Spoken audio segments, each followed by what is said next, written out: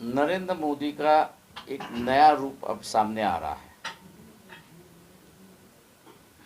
वो अपने आप को एक नए प्रेषित समझ रहे हैं और इसलिए उनका 3-4 दिन के पहले एक बयान था कि भगवान के आदेश पे मैंने राम मंदिर का निर्माण किया है।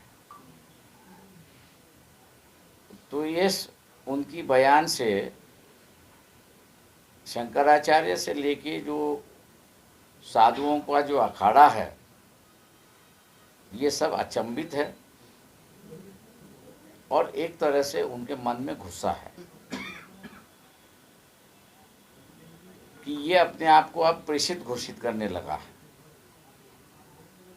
और हो सकता है कि शंकराचार्य से लेके ये अखाड़ा जो है, साधुओं का अखाड़ा जो है, वो नरेंद्र मोदी के खिलाफ जाएगा, ऐसा हम लोग को दिखाई दे रहा है। रही दूसरी बात यहाँ पर कि मोदी जी कह रहे हैं कि 400 सीट प्लस करेंगे, लेकिन पिछले इलेक्शन देखा जाए तो इन्होंने 400 सीट ही कॉन्टेस्ट किए थे। अब 400 सीट कॉन्टेस्ट करने के बाद आप दोबारा पूरे 400 के 400 सीट जीतेंगे, ये एक भयभीत मानसिकता बात कर रही है, ऐसा मैं मान के चलता हूँ। अपने आप को प्रेषित घोषित करना ये भी एक भयभीत की मानसिकता है और उस मानसिकता से वो दूसरों को भयभीत कर रहे, ऐसी एक परिस्थिति है। ईडी का इस्तेमाल कर रहे, वो भी एक भयभीत तरीके से है। दूसरे पार्टी के नेताओं को अपने पक्ष में ले रहे, ये भी एक भयभीत राजनीति है। इसलिए पूरी परिस्थिति देखते हुए नरेंद्र मोदी और बीजेपी की सरकार जो है वो 150 सीटों के ऊपर जाएगी, ऐसा हमको नहीं लगता है। और इसलिए विरोधी दलों को जो है वो डरने की कोई बात नहीं है। अपने अपने राज्यों में जिस तरह से अभी लड़ रहे वैसे अगर लड़ते रहे तो नॉन बीजेपी आरएसएस गवर्नमेंट केंद्र में आ सकती है, ऐसी एक परिस्थिति है। जगह वाटप को लेकर क्या है महाविकास आघाड़ी? देखिए, जहाँ तक सीट डिस्ट्रीब्यूशन की बात है,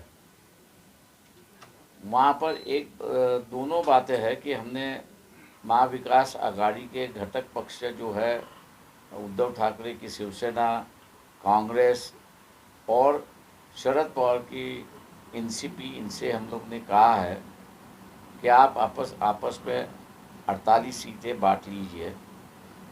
वंचित बहुजन आघाड़ी को जो सीटें चाहिए, जिस पार्टी के पास वो सीट है उससे हम लोग बातचीत करेंगे और उनके साथ में समझौता करने की कोशिश करेंगे। और उम्मीद करता हूं कि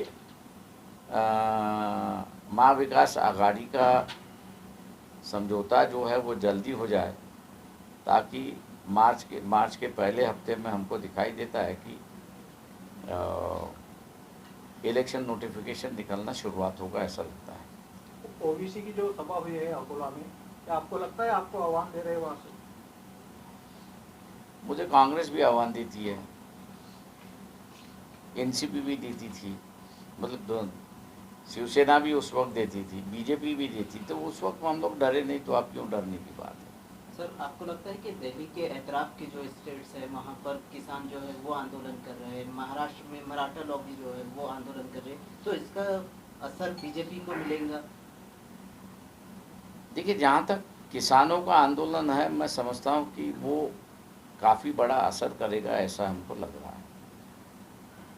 एमएसपी प्राइस को लेके मेरे ख्याल से किसान, चाहे वो उत्तर भारत का है या दक्षिण भारत का है, काफ़ी सेंसिटिव हो चुका है। और बीजेपी, हो सकता है कि वो पूरी तरह से बीजेपी के खिलाफ जाने की भी साइंस हम लोग को दिखाई दे रहे हैं, निशाना दिखाई दे रहा है कि वो बीजेपी के खिलाफ जा रहा है। क्योंकि जो धर्म का मामला सेंसिटाइज करने की कोशिश हुई, पहले 3-4 दिन चले, लेकिन अब जो है वो डाई डाउन होते जा रहा है, ऐसा दिखाई दे रहा है। चंडीगढ़ का जो फैसला आया है चुनाव को लेकर, इसको आप कैसा देखते हैं?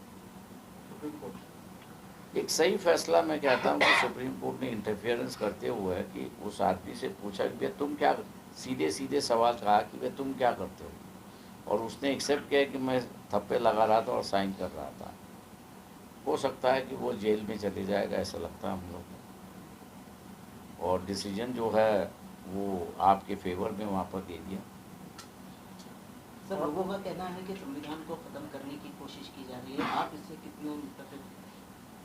देखिए, अगर बीजेपी आरएसएस को हम लोग अगर सत्ता में नहीं ले आते तो मैं मान के चलता हूँ कि संविधान भी बच गया और डेमोक्रेसी भी बच गई। सर, औरंगाबाद से लोकसभा का उम्मीदवार कौन हो सकता है वंचित का? वो गुलदस्ते में है। सर, राजगृहात मी विचारलं तिथे जे पी नड्डा आता पोहोचलेले आहेत आणि